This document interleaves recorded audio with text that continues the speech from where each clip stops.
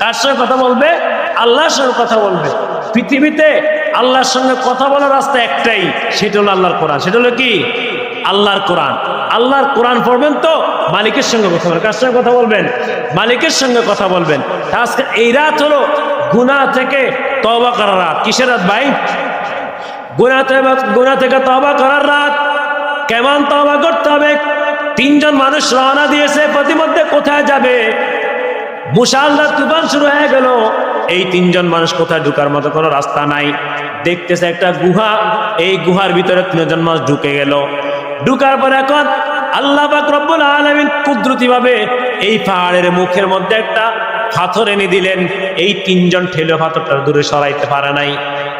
পাথর কোনো কিনা ছোট পাথর না, অনেক বড় পাথর।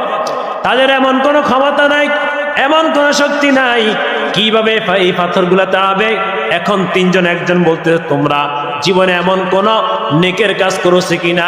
যদি নেকের কাজ করে থাকো, এই নেকের কাজের উসিলা ধরে তোমরা আল্লাহর কাছে ক্ষমা চাও এবং আল্লাহর কাছে সাহায্য চাও। হয়তো আল্লাহ পাক রব্বুল আলামিন এই নেকের কাজ উসিলা করে আমাদের পাথরটা সরাইয়া দিবেন। আল্লাহর এক বান্দা ওখানে চিৎকার দিয়ে বলল, আল্লাহ, জীবনে কোনোদিন নেকের কাজ করি নাই, সবসময় গুনাহ করছি। আল্লাহ, আমার গুনাহ দিকে তাকাইলে তো জান্নাত আশা করা যায় না, জাহান্নাম সুফায় নাই। রব্বুল আলামিন এমন একদিনের ঘটনা, আমি ছিলাম একজন মালিক, আমার কিছু কর্মচারী আমার কাজ করত।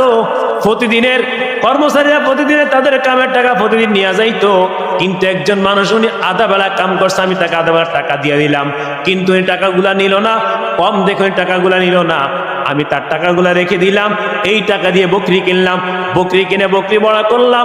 একের পর এক বকরি হইল, পুরা মাঠ ভরে গেল।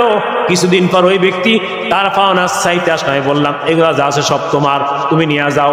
ওই আল্লাহর বান্দা বলতেছে, তুমি কি আমার লাগে ঠাট্টা করতেছো, বিদ্রুপ করতেছো? ওই বান্দা বলে, না না, আমি তোমার সাথে কোনো ঠাট্টা বিদ্রুপ করি নাই। আয় আল্লাহ, ওই বান্দার এই পাওনা আমি দিয়ে দিলাম। আমি যে কাজটা করেছিলাম একমাত্র আমি তোমাকে রাজি খুশি করার জন্য করেছি, আর অন্য কারোর জন্য রাজি খুশি করার জন্য করি নাই। আয় আল্লাহ, তুমি যদি আমার এই নেক কাজ যদি পছন্দ করে থাকো, তাহলে তুমি দয়া করে এক খণ্ড পাথর সরাইয়া দাও। আল্লাহ পাক রব্বুল আলামিন সঙ্গে সঙ্গে পাথরের একটা খণ্ড সরাইয়া দিলেন।